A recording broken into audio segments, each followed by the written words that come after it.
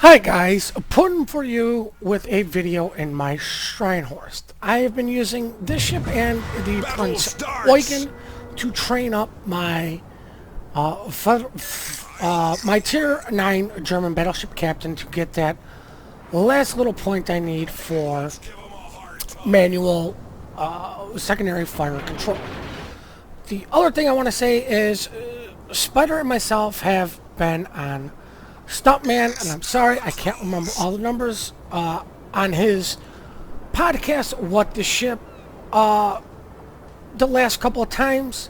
Unfortunately, we're not on this weekend, but we will be on his podcast next weekend. You guys really should check out his channel, and he does some really great and amazing stuff over there. A link to his channel will be in the description. Now, like I said, I've been using this ship to just train up my Frederick captain, or as I call the ship, Freddy, because, well, I'm sorry, I'm horrific at pronouncing names, and do not mean to offend anybody about some of these pronunciations. I'm sorry, it's not my strong suit. But in this ship, I actually prefer to go to B and C because A, I have torpedoes, and 2, I kind of need close to make use of my AP in this ship. C is a good area for that because there are islands I can duck in behind to where if I want to. A is a little bit more open. There are still 2 islands, but, you know, once you get away from, you know, the front island, you're right back to square one out in the open. Now, this ship I will actually use HE on battleships at range. These AP shells don't seem to get the benefits the other battleships get with the plunging fire going through the deck and potentially citadeling the enemy vessel. I still will shoot AP at destroyers in this ship. I much prefer to get the damage than the chance of knocking out modules. Notice I'm spotted. Notice there's shots coming in at a cruiser. Notice the torpedoes. Wasn't taking a chance. Turned in towards them. Didn't want to give the battleship shooting at our cruiser any sort of broadside until at least I saw them and saw what kind of range we truly are dealing with. As I am just getting on the very edge of my range, but I'm still going to take a shot at the destroyer. The sooner he dies, the happier I'm going to be, and I'm sure the happier my team will be. 1 shell connected for 2,000 damage. Now, if I had AP, or if I had HE loaded, there could have been a chance that I knocked out his steering or his engine and did 0 damage. But the AP did the 2,000 damage. Now, that's 2,000 less damage somebody has to do to that guy. The guy's actively running away. There's a cruiser actively chasing him. Like I said, I actually switched to HE to put rounds downrange on this Fuso. And I will continue to fire at HE at most of these battleships until I get within my secondary range, is where I feel these AP shells can start to be used effectively on battleships. Cruisers, AP all day, every day. I don't care what kind of angle, what kind of range. AP on cruisers all day. So, as you can see me switching to AP, I'm switching my focus to the Cleveland.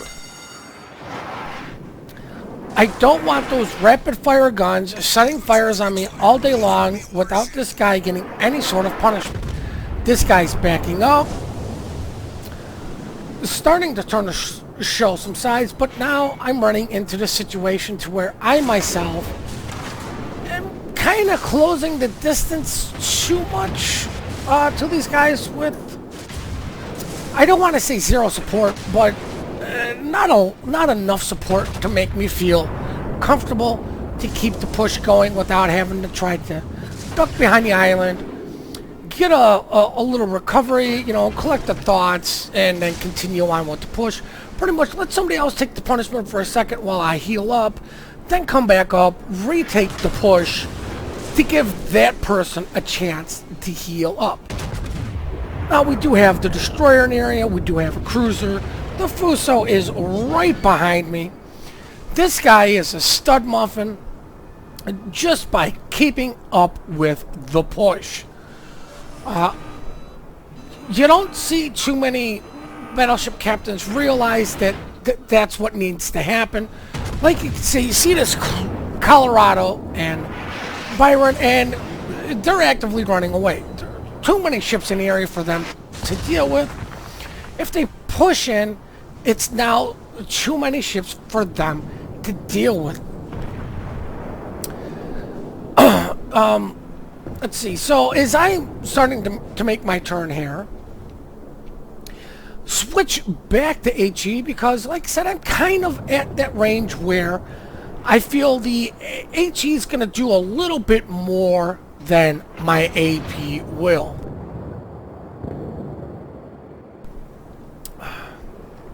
Sorry about that, guys. Trying to get my shots lined up on this Colorado, but the gentleman I kind of want to go after is the enemy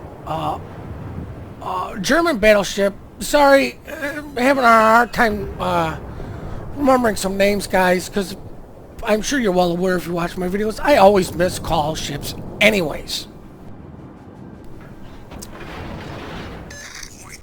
Now, as you can see here, we have A and B. The enemy still doesn't have a cap. We have 2 caps. We are down 1 more ship than they are. There's no chance of them getting A. We're just too strong here. There's too many of us for these 2 to deal with. It's just a matter of, can they kill us before we kill them? Now, as you can see, the German BB is the guy I want to shoot at because he's offering me a lot of his side. He's driving slow, but I believe the Fuso is calling out for the Colorado. So if a teammate of mine does call out for me to shoot at a ship, I will try to focus fire. I will turn my attention to that gentleman and help them with that ship. If somebody's asking for your help to shoot at a ship and you can get a shot off, it doesn't matter if it's not the perfect broadside shot. I don't care if the guy's bow in, offering a lot of angle. Take the shot, help the guy out. Any damage you can do that's less damage that guy has to do to kill him. The sooner the guy is dead, the sooner you can move on to a new target and focus him down. Now, like I said, I would much rather be shooting at the enemy German battleship than this Colorado, but I'm sticking with my HE. This guy's actually offering me a lot, a very well-angled ship. No chance for my AP to do very much damage, so I might as well just try to continue to try to set fires. But I am just going to keep my focus on him because, like I said, I know the Fuso behind me shooting at him. 2 guys shooting at 1, this guy's not going to live long. If the other 2 guys behind us sitting in the A parking lot that A usually turns into for the battleships were up here following us, that would be 4 ships shooting at 1, and this guy would have been dead already. I have no shot on the Colorado, so now I'm going to take it in the Byron. Get a fire set on him. Thank you, Island, for eating a bunch of those shells. Now, at this point, I'm going to continue my push. I'm going to try to force this guy into either A, my torpedoes, B, showing me his side so I can actually use my AP on him, or I'm just going to run him aground and torpedo him. But what I'm going to do is try to take this guy out of the fight. Because I do believe the Fuso behind me is still actively shooting at him. Now, as you can see, I didn't drop my torpedoes. No, they were never going to really hit, but I held my angle a little bit to make this guy think I had actually dropped them when I did not. I do like to get in a lot closer to drop my torch, but sometimes I will use them to force ships to either turn away or turn into me. Now, I know that this guy's got the choice to make now. Keep running, keep going forward, run aground, or he's going to have to turn and show me his side. Now, luckily, my secondaries took him out before I could even switch to any AP and deal with him. Gonna keep the HE loaded on this gentleman, just because I'm not sure if this guy's got any fires set on him, and if any of these are actually going to stick. Help out our DD over there, like I said, because if I can get the fire and draw out his damage control, the DD should be able to get a fire, or in this case, I was kind of hoping he was close enough to where his torpedoes would hit him and get a flood and hopefully get rid of this stupid lag that is going to plague me for a little bit of this fight with this enemy battleship. Get a fire, it gets stuck in. Gonna keep the HE. Nail just got hit by some really bad lag, which means I could have taken a big shot there because I wasn't sure when he would have shot. Now, I could have switched to AP here and started APing him, but I thought that this guy wasn't going to present me his broadside for as long as he did. Thought he would actually have turned a lot sooner. As you can see, he's turning now. See, the DD got a fire on him, and that went out. I got the AP loaded because I'm going to actively be going after the cruiser. Got that fire. It's stuck. This guy's dead. He can't survive. So now I know all I've got to do is get the cruiser as I get my second battleship. This guy's low health. All these things have to do is look at him and sneeze and he's dead. And up chew, there he goes. Goodbye. Now I would love to get some revenge on these on these Clevelands that were actually getting me on fire a little bit earlier. As you can see here, we have well over 500 point lead on these guys. You know, they got C. They're not making a push into B.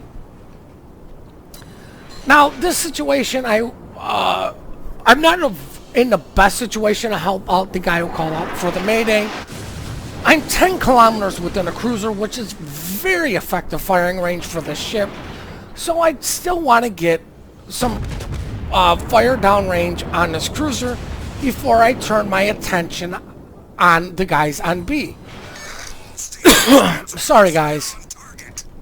That guy's turn is going to get behind an island, so I'm not too worried about it. Our victory is in sight. But I noticed that he's still kind of driving straight. I still can get a shot off. He still can't get a Citadel on cruisers, even when in a position like that. Take my shot, hoping for the best. See, the second cruiser, or second Cleveland here, he was backing up, stopped going forward. And if I didn't shoot those shots, I would have had a nice, big, fat, juicy broadside. But Island, see the Atlanta, these are going to be the final shots of my game because these guys are not going to be able to make up the points lead. And, of course, I get a Citadel for 163 points worth of damage. The biggest Citadel numbers anybody has ever seen in the history of World of Ships, 163. Now, guys, we're going to take a look at the post-battle results. 94,000 damage, close quarters, Dreadnought, one Glorious Citadel for 163 damage, number one on the team with the base experience of 1,400. I think the team did extremely well in general. Almost 400,000 credits walking away, but this is a premium ship, and premiums just bleed money. 60,000 damage done to main done from main batteries, 7,000 from secondaries, and 26 from the fires caused due to secondaries and main battery HE usage. Just want to say once again, guys, please go check out Stuntman's channel. A link to his channel is in the description down below. Thank you guys again for all the support that you give us. Thank you again for the replays you guys send us. Please hit that like and subscribe button and have yourselves a glorious day.